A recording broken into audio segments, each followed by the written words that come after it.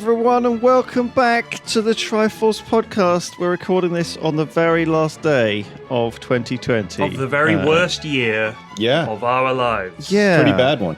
I feel like people were saying that about 2019. At the end of 2019, people were like, God, what a shit year. It feels like it's something that's been happening again and again, and suddenly people think 2021, suddenly it's going to tick over and everything's going to be fine. Like a nice fresh start. But that's kind of not how the world works, is I it? know what you mean about 2019, but 2020, I think, categorically has been far worse. No, I agree. I mean, I think people were expecting 2020 to be a good one. And I did you guys remember the Australian fires? Did you remember the fires in Australia at the start of this year? When the whole country was like an apocalyptic wasteland and there was just thick smoke. I had completely forgotten about that. Yeah. Well, exactly. I watched this Death to 2020, which is we were just talking about it. It's Charlie Brooker's screen wipe or whatever. He used to do it every year on the BBC.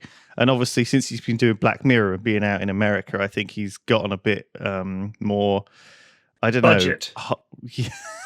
Respect, I was going to say, because that was always a great show, and I recommend it on Netflix. I watched it yesterday. I really liked it. I'll have to watch that. I haven't. It is worth a watch. Yeah, it's worth a watch. Yeah, surprisingly, it's quite good. But that was this year, unbelievably. The Australia on fire. Well, it's -2 according to my phone outside. It's freezing cold this morning. Yeah, it is a cold one today for sure. We missed a week of Triforce podcast last week because Pyrion was ill. Yes. Very, very, very ill. I had the Rona. I actually had the Rona. Have the Rona. I got tested. Mrs. F and I got tested on I think the 21st or something like that. So this was after your kid was being held at home, remember, though? Because yes, so she was sent home. Her entire year was sent home from school a week early from what would have been the end of term because a bunch of kids in her year tested positive. On the bus. Or people in their house did. So I was like, all right. So we went home. So she came home and we kept the youngest home because we thought, what's the point? And also, if our eldest is at risk of spreading it, then she will have given it to the youngest and she would also be at risk. So we just kept them both home for the last week of school. They were like, this is great. And then subsequently, I got the sort of scratchy throat. If you remember, I think when we recorded, I had a bit of a wobbly throat. And everybody when I was streaming, everyone in chat was like, oh, he's got the COVID because it's kind of a meme. And I was like, shut the fuck up. I don't have COVID. Yeah. I don't have a fever. I don't have a cough. I haven't lost my sense of taste or smell. Nothing. I'm fine. Subsequently, it turned out either that was the start of it, which I suspect, or I caught it a few days after that. But either way, I had it. It was the sickest I've ever been. And I had the Chinese flu before, which I thought was the sickest it's possible to be. I was well wrong. It is much easier to be an awful lot sicker. And it was so fucking horrible that even thinking about it, it's weird. Actually, though, gives me a cold sweat. With people who vape and just vaping in general. Like when I used to vape, I remember not having much of a sense of taste or smell. So it's like it's kind of like those are the sort of early warning signs that maybe you've got it, right? And you just kind of don't notice it, you wouldn't really notice, right? If you're an active vapist. But I tell you what, you think you don't have a good sense of taste or smell, but when you actually lose it, it is such an eerie sensation. When I was in the depths of it, like really sick, I had sort of feverish patches. So I always think of a fever as being like your head is hot, and maybe your body is hot, and you'll go hot and cold, and you feel lousy. This was like my entire body ached. All my organs ached. My back was killing me all the time. And I had these burning patches, like my kidneys were red hot. My lungs felt awful. I'm not even sure where my kidneys are, but I like the idea. They're just back there. Just if you reach around the back. Flax knows his were. It was it was like on ET. He was like you could see them glowing red through his skin. It was literally like, but in patches. So part of me is normal. Part of me is red hot. So I was just lying in bed. There was a 3-day period where I didn't eat. I didn't drink as much as I should have because it made me feel ill to drink anything. It hurt to move in any way. So I just lay there. I didn't do it. I couldn't watch anything, couldn't listen to anything. I was just literally lying there. The nice little things that I heard about describing was if someone put a £50 note on your windowsill, you wouldn't get up to No, you wouldn't. You absolutely would not. That's how bad you feel. And the other thing is like all of the stuff that normally works as a distractor. Like normally when you watch a movie or something or TV show or something that you like, you quite quickly like, bam, you're in it, right?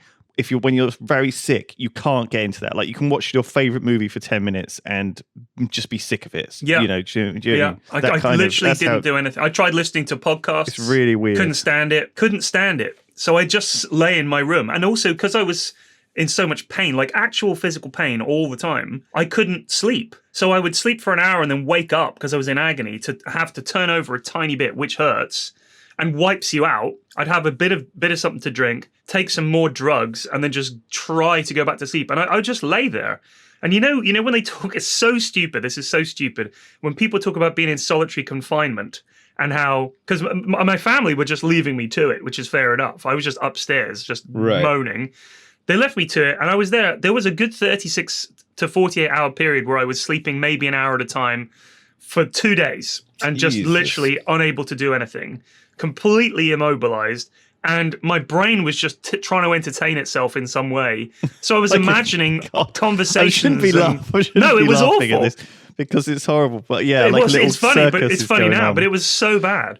But I was just imagining movie sequences, like that bit in Aliens when Ripley comes back out of quarantine or out of they rescue her from the pod, and she's having to explain to the corpos about what happened and the alien. So you're telling me that you found an alien that has concentrated acid for blood, that bit. That verbatim in my head replayed that entire scene because my brain was just like, let's just think of something, and then like some scene from The Matrix, and then some conversation I'd had when I was like 12 suddenly reappeared in my brain. It's almost like you were in solitary confinement or something in prison, and your mind was just sorry, okay. But by which I mean like that feverishness. Yeah, it's kind of this horrible. It really, obviously, really makes us not want to get sick. Don't, oh, God, man, do not get corona. Listen to me, kids out there. I know there's this app called Vibe. I don't know if it's in America or if it's over here, where you arrange like, be a rebel, have a party. Don't. Oh my God, what? Do not get corona. It's fucking horrible. Don't do it. And the first thing I thought when I had it was, if my mum had this, I'm not kidding, I think it would finish her off 100%. She is old. Well, me too. Like I went to my grandmother's funeral this week. Sorry, buddy. I shouldn't have said that. No, it's totally fine. My dad just had the jab as well, actually, his first jab. So, because he's 80, my dad, so he's in the vulnerable range. And my mum and him are obviously, the whole family is very protective of him. And so we're really sort of like, he's the one who's at risk. So we're not sure whether, and I think it's quite restricting because my parents used to be quite, I don't know, like, they feel like, since my dad's 80, it's like, let's make the most of things and do stuff, And I think they've been quite annoyed in the last 6 months because they've been trapped inside. It's meant they've not been as active as they normally could be, physically. And I think that is detrimental to elderly people too. You need to try and keep active and stuff. And so they have done a little bit of trying to walk every day and stuff. But when you're trapped in the same place, it's hard. Yeah, it's difficult. Going out anywhere feels like a little bit of a risk when it's kind of out there. And so I think it's quite scary for these folks. I don't know. I feel a bit sorry. Anyway, it was a very nice funeral, actually. Good. Not very many of us there because we don't have that many big of a family anyway, really. Yeah, I guess with restrictions and stuff, it's a bit weird for getting people together and stuff anyway. I think it was a bit stressful for my mum because she sort of felt like she was organising it and it didn't quite go to plan. Like they played the wrong music at the start and then it sort of overran a bit, and so they had to cut one of the readings, and then another they played the wrong music at the end, and so my mum was a little bit What songs did they play? Well, like AC/DC or something, just accidentally. I think it was just they pressed the wrong button, or they Googled up a song and just it was the wrong version of it or something. You know what I mean? How hard fuck is it? You get given 2 songs, you play the songs. I know. Honestly, I think it was all just a bit poorly. I bet nobody said anything because you just. I don't think. Well, gosh, but my mum said something at the time as well, and she was quite stroppy at the time. But I think she was also a little bit upset, and sort of. I think everyone else thought it was fine and didn't really notice. I think one of the reasons it sort of overran was because my dad sort of talked a little bit about how he knew my nan, and it's interesting how you don't realize necessarily how other people know other people, right? And so I think for a period of time when Nana had just sort of gone in after my granddad had died, and after she'd kind of moved to a smaller flat nearer to where my parents were. My mum and dad sort of regularly visited her every, a couple of times a week to bring her supplies and help her out and do stuff. And so my dad ended up actually sort of spending quite a bit of time with her. And, so because they read the paper together. And so they talk about certain things. And she'd always try and not exactly bait him, but kind of see if she could get him to get his opinion out on something, And so they had this kind of odd friendship that blossomed, and they played a lot of Scrabble together, and I think that it was nice to hear how she had been a part of his life from a different point of view, because to me, as someone who I moved across the country, and so I didn't see her for a few years, but before that, when I was at home and when I come back from uni and when I didn't have a job, I sort of took on the role of going and seeing her every week. So there was this period of 2 or 3 years when I got to know my Nana very well, and became sort of friends with her. So it was. I think each of us kind of has our own positive memories of this person in our family who I guess none of us knew, super well, but each of us knew a different part of her, because my mum and her sort of bonded a bit on flowers in her garden and things like this.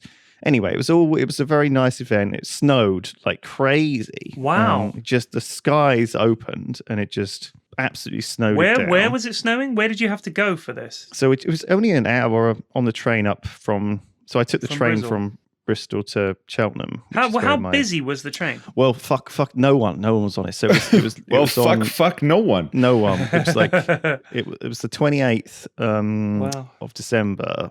And so, obviously everyone's off work, off school anyway. But and lockdown. But the train was empty. But you can't sit next to anyone. They've got you can only sit on the inside seats, the window seats. There's no aisle seats. And the trains were running a very limited service anyway. And so it was like kind of it's a very strange trip overall. Gosh. Yeah, I think traveling and doing anything at this time so weird. You know what? It is weird. It is very weird. But I'm also kind of impressed with the level of organization in managing all of this shit in a weird way. Like when we went for our COVID test, which you have to do yourself. I thought someone would do it, but they hand you a bag with all the bits in. It's like a little test yourself kit. And we had to go to this place. It was on a university campus over near Teddington Lock. Anyone in the area will know it. And there's like a tent.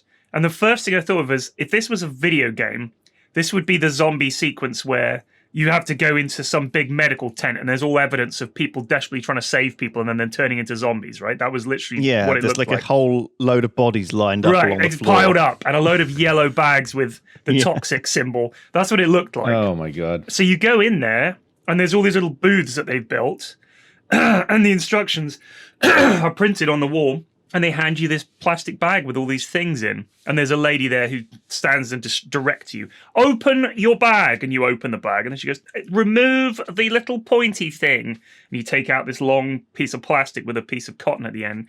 And then it says, now you have to swab your tonsils. Now, I don't know if you've ever tried to poke yourself at the very back of the throat. But it's really fucking horrible.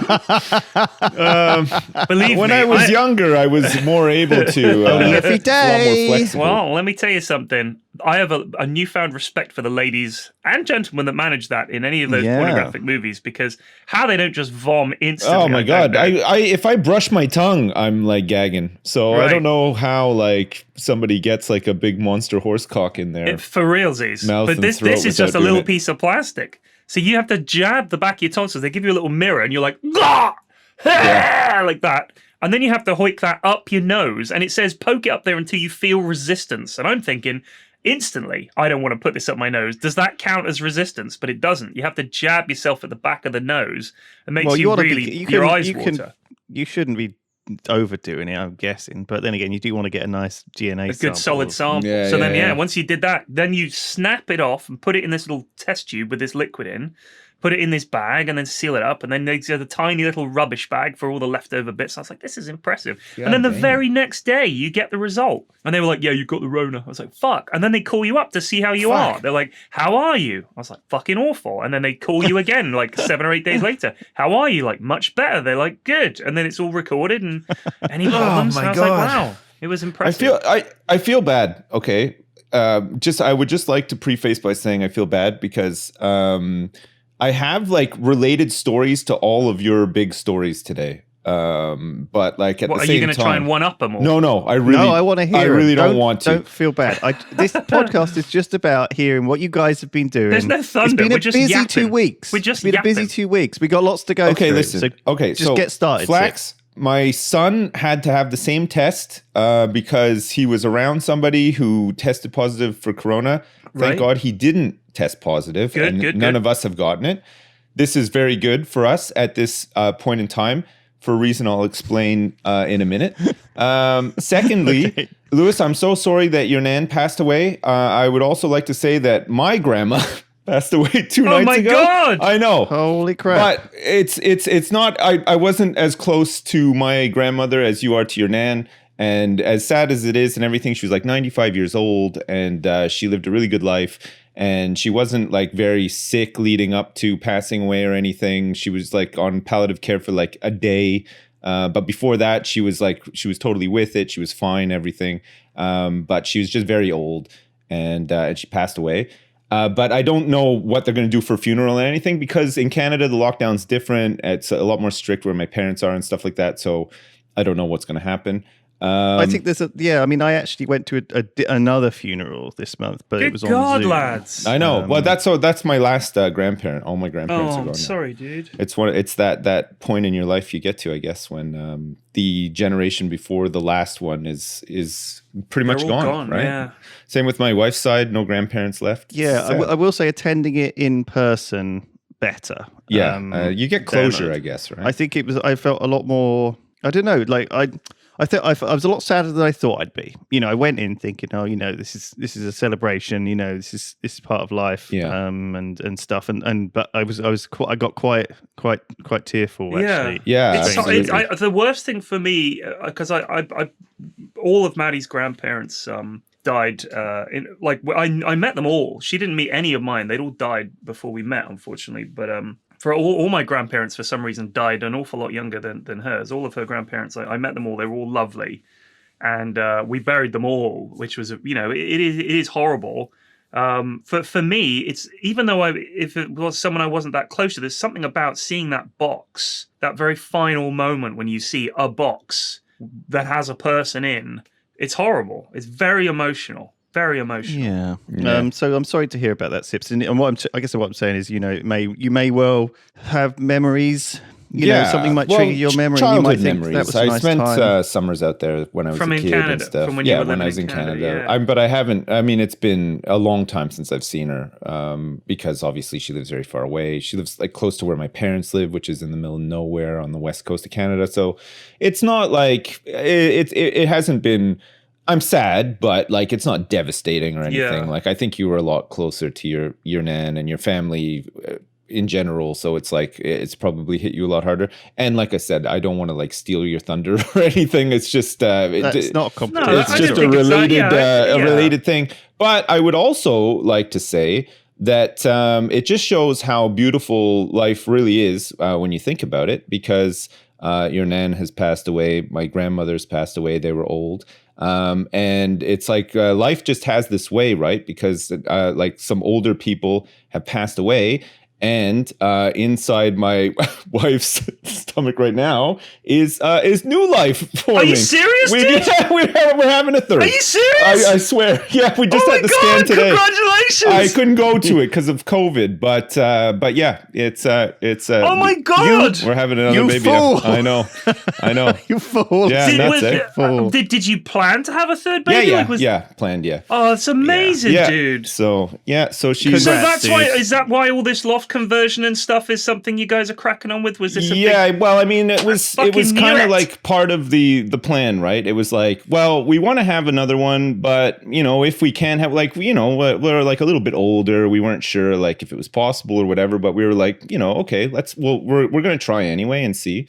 And Detective P-Flax strikes again. Mate, the loft conversion's a dead giveaway. Well, yeah, but we were just kind of like, if nothing happens on that front, then at least we have this converted loft that we can make into a games room or whatever. Right. But now it looks like my son or daughter is going to have to move that's up amazing. there. That's and amazing. then we're going to have another baby. So I can't wait. That's very bizarre because, Sips, my cousin is also pregnant and that's been announced this week. So it's strangely, it's a new life. We're like kind olders. of in sync, strangely. There's some like kind of. I and wonder if the power of the cosmic, Triforce, maybe that triangle, is a magical thing. Yeah, three sides in balance, three sides forever joined in harmonious balance. So well, my dad took me aside, you see, and said to me, "Son, it's all triangles."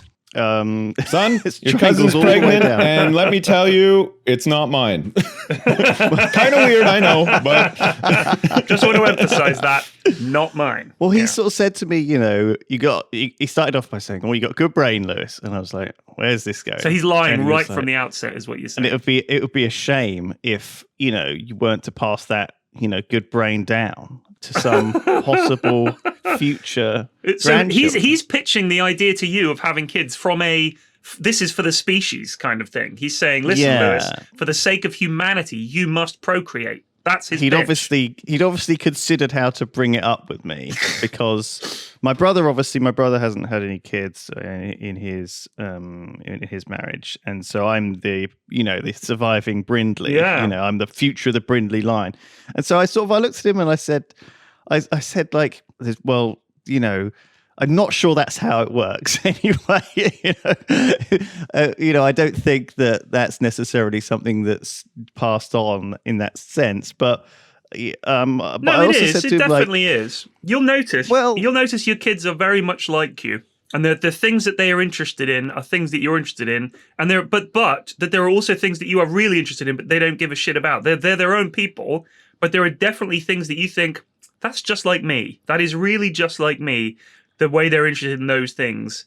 And for you, I think you are a smart guy. I mean, look what you've done a lot, in my opinion. You've done a fantastic amount. Even just if you're talking about the Jingle Jam, if you look at that, $20 million raised, that in itself is an achievement that 99.9% of people in the world will never manage. So I think you've done some really good things. And that's you very should be kind proud of of you to that. say, but I don't think that's enough of a reason for me to. I think it is. I'm with Brindley Senior on this one. Right. Start cranking out. I think kids. there's a lot of Planet factors. needs more Brindleys. I don't think I'd ever say that. But it's honestly, true. like because it's like a fresh topic because like we're expecting another child and stuff, and like and having had 2 children, and I'm sure Flax can agree with this. There's really nothing in this world like holding your own child. Like it's beautiful. Like the connection. It is an incredible thing. It's just an incredible thing, and it's like if you can have kids, you should. I mean, it's not like don't get bogged down with all this. Oh, it's irresponsible to have children in the world. Like every generation has had that. Like you hear people saying that in like the 60s and everything. But honestly, like we have this ability to do this like incredible thing while we're here in the very short time that we're here. And I would say to you that if you can do it, you should do it. It is amazing. Like it's work, but it's the best work. Like it's the best work. Yeah, that's it's like there's nothing like it. You'll never have an experience like it. Like you could seek out experiences like your whole life. But actually creating your own person and holding them and then helping them grow into like a bigger person and stuff is the most incredible thing. No, Agreed. it all sounds amazing. You're selling it to me. Where can I sign up? How do I create one? Well, first you need to get a lady. Yeah. Well, this is the issue, right? Your PP goes in her foof. It's not really. I'd say less than 60%. Of the work is mine, right? No, you're still a vital component. Yeah. You are. I mean, obviously, and this is obviously, this is a men's rights podcast, I'm the spark plug. The ladies do right? most of the work. She's the engine. You're right? the spark plug. Yeah. You're a bit more than that. Are you more like whatever the fuel injector thing is? I don't know how cars work. No, we don't know anything about cars. This is a manly podcast. This is a manly man's podcast. We're the warbling flange. You're the injecting. And, you hard inject the turbo juice. That's right. You gotta get that your man Piston. pancake. You know those batter bits in in the faster and more furious movies. Mm-hmm. Yeah. You know when they frown or they scowl and they look at the other guy and the person nods and then you push a button and you hear a and the car goes. That's your role. Yeah. Yeah. And then you Tokyo drift. She Tokyo drifts a baby out. Boom. Yeah. Job done. in the middle of the road. Lewis. You're always talking about how the human race needs to do better, right? Yeah. And we need to improve and stuff. Your child, Brindley Jr., or anybody listening to this, your children will be the ones to do amazing things that maybe you haven't done. I don't know. I don't know. I think Maybe you can they'll never, do a better jingle jam than you You one can day. never predict that, though, and you can never plan for it. Right. I think that You've got to hope for They're an independent, any more than you can control. But you don't need to be set on that either, though. You just sort of take it as it comes. You know, they come out. You think one thing, and then you're slapped with the reality of the situation, and your perspective changes and stuff. And it's spicy, right? It keeps you on your toes. I know I joke about all of this stuff, but I'm in complete agreement with you two. I think if it had fallen right for me and I'd been in the right place for it with the right person, I think it would be easy, right? Well, but I think you're lucky. It's not only my decision, and it's not only. That's true. And it's difficult. I feel like a child still. I feel like I'm completely immature. You know what, Lewis? We all feel like children until we have crazy. Until we have a child. Even when you have children, you still act like a child. You do still feel like a big kid. Yeah. But now you're forced to be responsible and grow up and be considerate. That's it. And try to teach people. But honestly, I know that people listening to this who haven't got kids or don't want kids or hate children will think, I fucking hate it when people who have kids go on about them like they've achieved something fucking amazing. All you did with that fucking kid. But just remember, all you people who feel like that, somebody has felt like that about you at some point.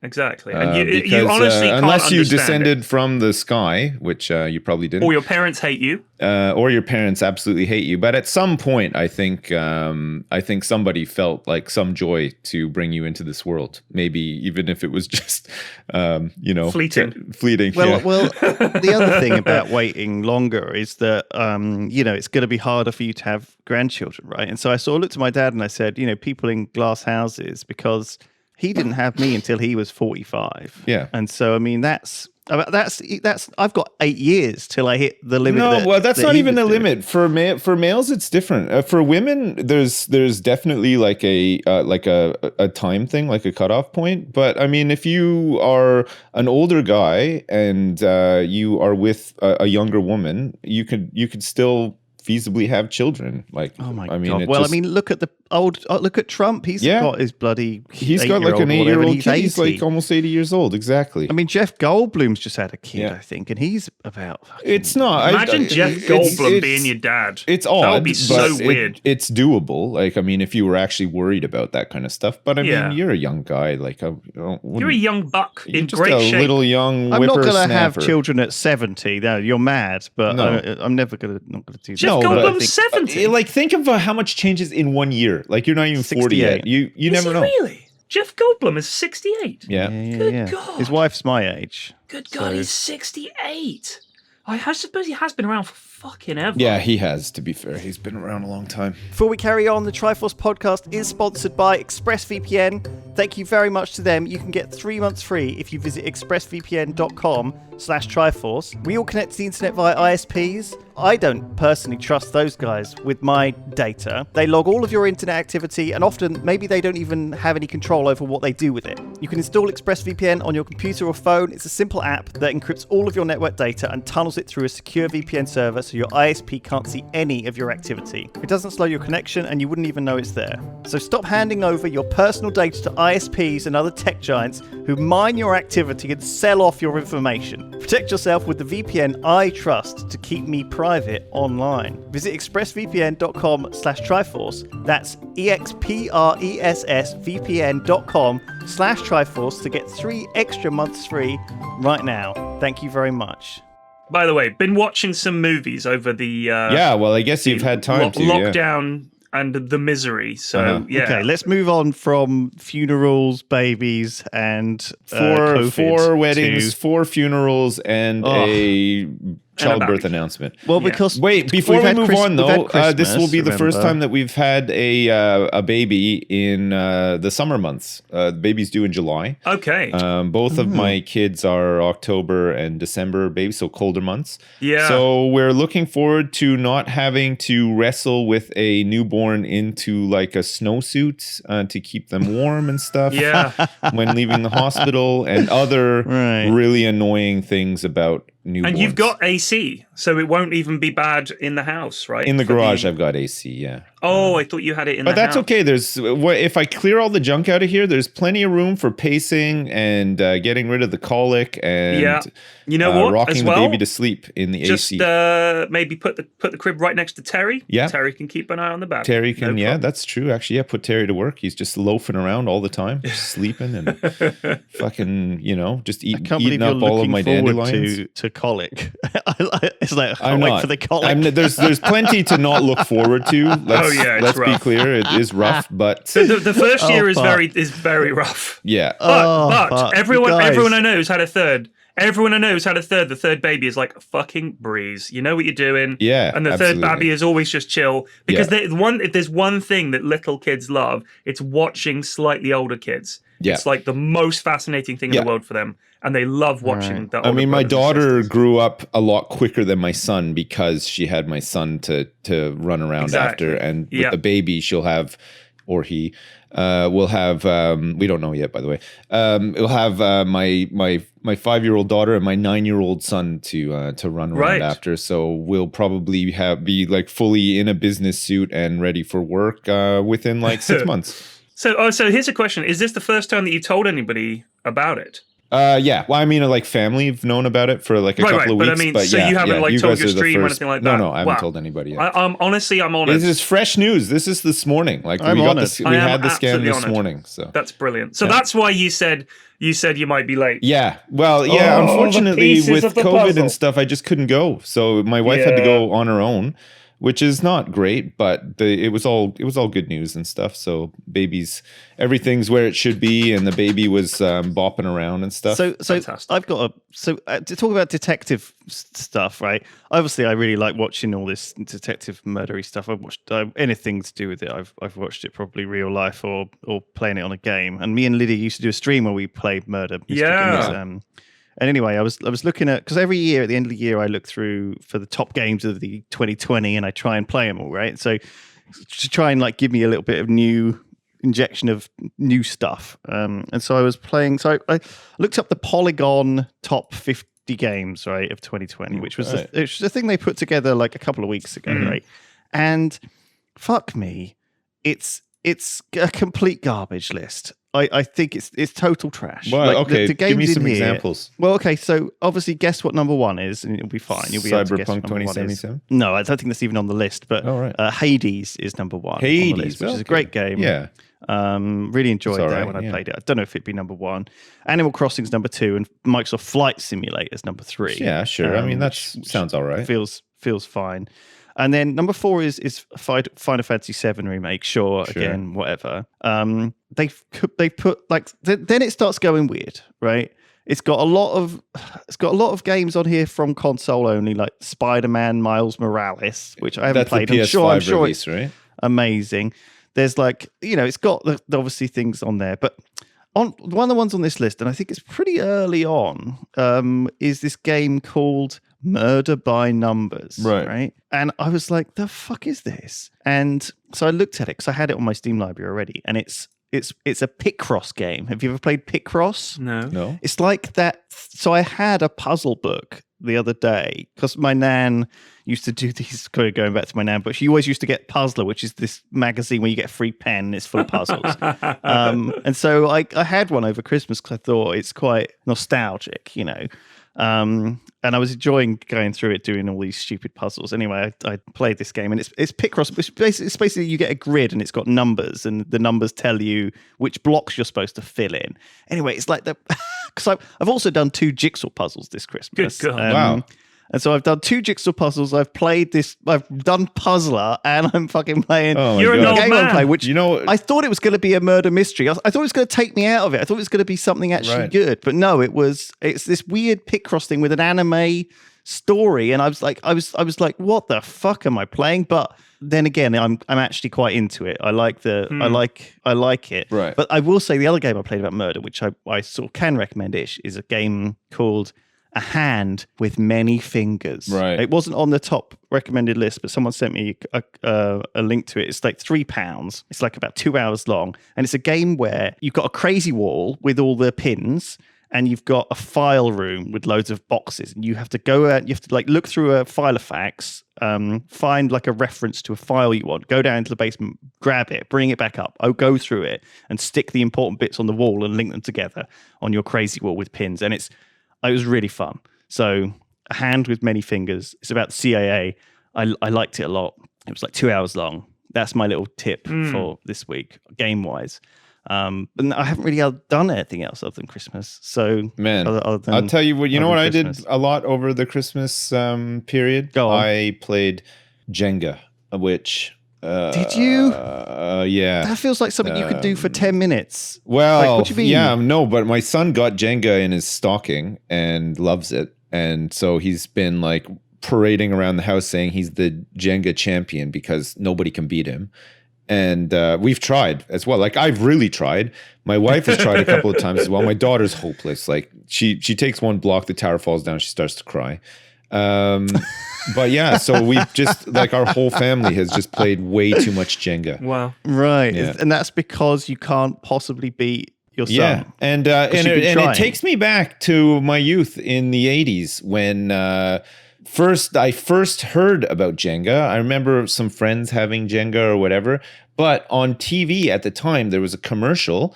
It was a rap commercial for Jenga. God, that was And, a thing. They used to do a lot of rap commercials. And it They went were all a bad. little bit like this. You ready? It went Jenga, Jenga, Jenga, and then it goes, you take a block from the bottom and you put it on top. You take a block from the middle and you put it on top. That's how you make a tower. You just don't stop.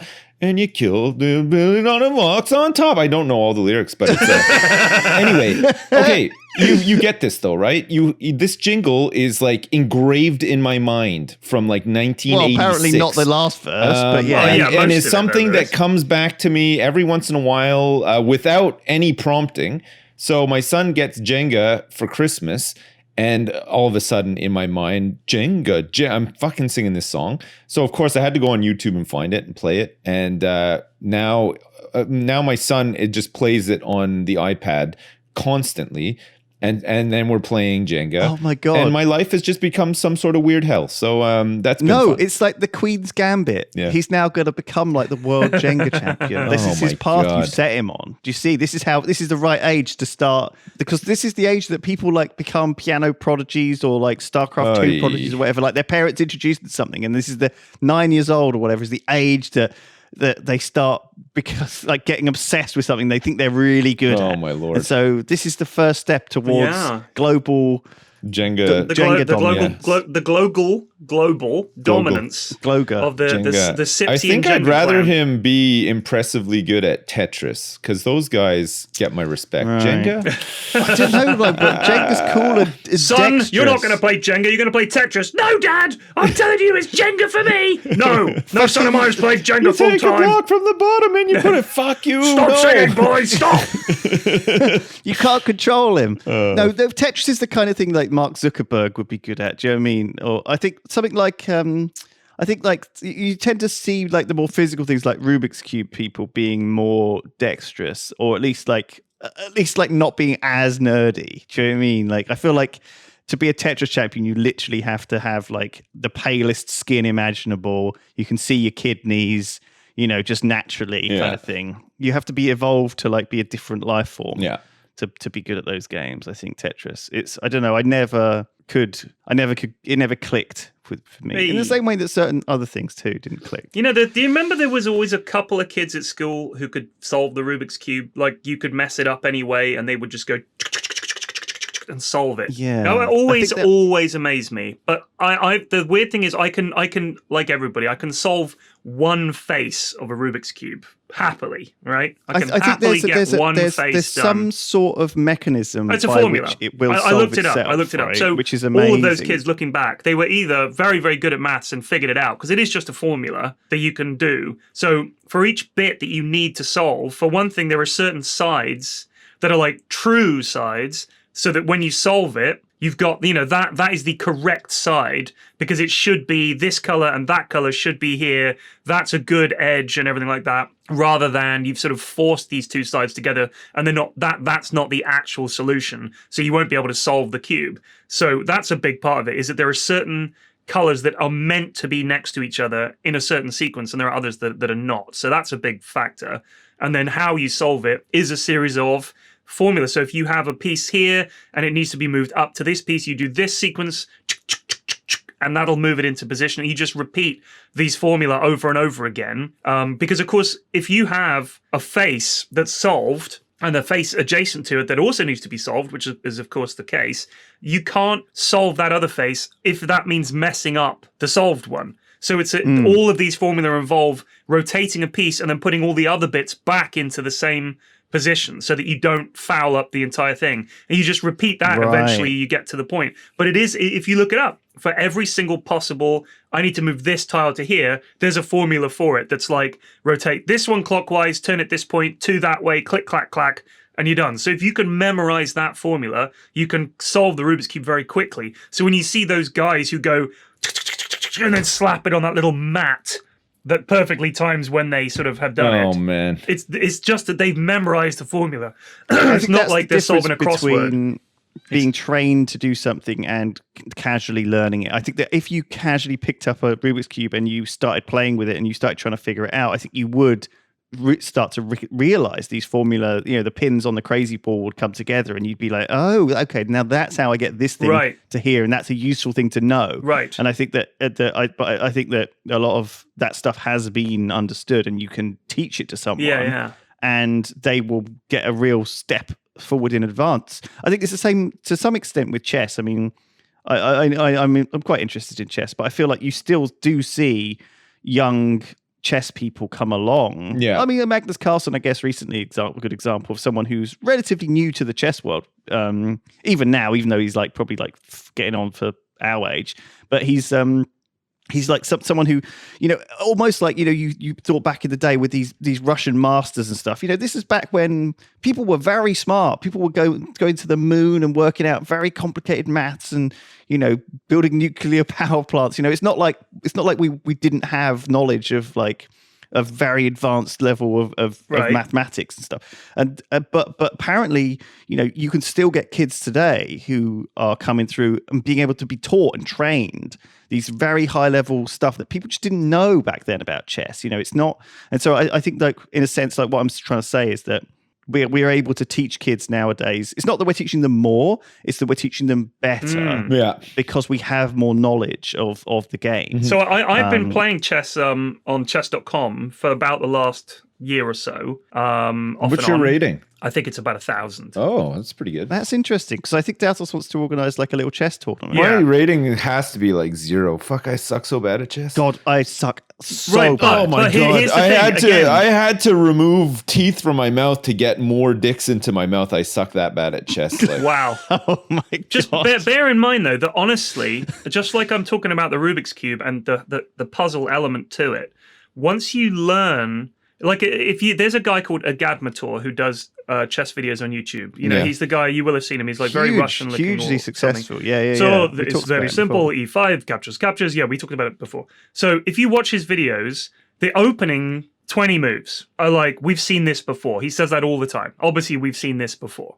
Because these are very standard openings. And as with any chess game, the earlier moves are much more repeatable and predictable and the same. And you can look at many, many, many games that have this style of opening and this style of response to that opening, and they play out very similarly. And it's not until like move 15 or 20 that suddenly you've got a new game, which means we haven't seen this before. Like, this is a sequence and this is a combination of pieces in play that we have not seen before, and we can look at the records of games and say, nope, that's not one that has come up. Or if it has, it's rare to have these pieces in this sequence and all the rest of it. Because mathematically, there are so many possible chess games. It's insane. It's actually insane how many possibilities of game there are. So what makes chess interesting is when you get to the point where you're like, yep, I am familiar with all this so far. Someone does a move that you possibly haven't seen before. And at that point, the chess actually begins. So the main thing to learn early on is these openings. What are the standard opening moves? And you're basically, what my friend Ashwin said to me, you're waiting for your opponent to make a mistake and for you to spot that mistake and exploit it. And at that point, the game starts to tip in your favor. And then it's about you making less mistakes than them. That's person versus person chess. It's not about some brilliant Queen's Gambit play. Yeah. It's basically, can you make fewer mistakes? Because that's most people are going to make a mistake at some point, which is why playing against a computer, which is all I do. I hate playing against people. Playing against a computer, the computer will make the same moves over and over again, and you can predict the moves it's going to make, and it doesn't make mistakes. But then, I mean, if you just practice against the computer in like a safe place, you just get better, though, right? Like you think I don't think you do. I don't think you do. You'd be able to process moves faster. I mean, that it helps, and you definitely start to see patterns. Like, you know what a fork is in chess? Yeah. So, you know, when you can, like, it's mainly with a knight, where you move a knight into a position where you're threatening two pieces, and he has to choose, and you're going to get one of those pieces regardless, because he has to choose between two. He can't save them both. He can't capture your knight. So if you get the best fork is when you get like his queen and his king. Yeah. So he has to move the king and you get the queen with the knight. That's like a fork. So looking for those is a pattern. Looking for revealed attacks. So you move a piece to threaten one piece, and it's revealed behind that is another piece that threatens a different piece. Those are the things, the patterns you start to recognize, and you see them coming. So that's good, but the computer isn't great to play against compared to people. The human brain is amazing at what it can watch out for and see and remember and realize and also kind of see at a glance. And maybe even like stuff like a lot of Magnus Carlsen's play is very intuitive, and it's very much like he plays fast as well. It's weird to say that, right? But it's intuition from experience. So it's like something that it's like that, the gut feeling of a detective. I never really put like a lot of stock in it before. I was always like, gut feeling. Surely you should just go with your brain. Right. But actually, like they've experienced these things so many times, or been in such similar situations, or they've met someone and something was off, and they just know like that there's something going on here. And sometimes they're wrong, and sometimes it was the wrong decision. And it's called playing a hunch, Chief. Listen to me, McGarnacle. Your hunches cost the city millions of dollars last week when you destroyed a downtown city center. Listen to me, Chief. I get results, and my gut's telling me the Mendoza did it. I love the bit. I love the bit when I can't remember like the full line, but when he's like, "We found Timmy dead in a ditch." I'm trying to eat my lunch. Listen, McGarnacle. Listen, McGarnacle. I hope you're happy with yourself. And then Homer's like, because he gets results, you stupid chief.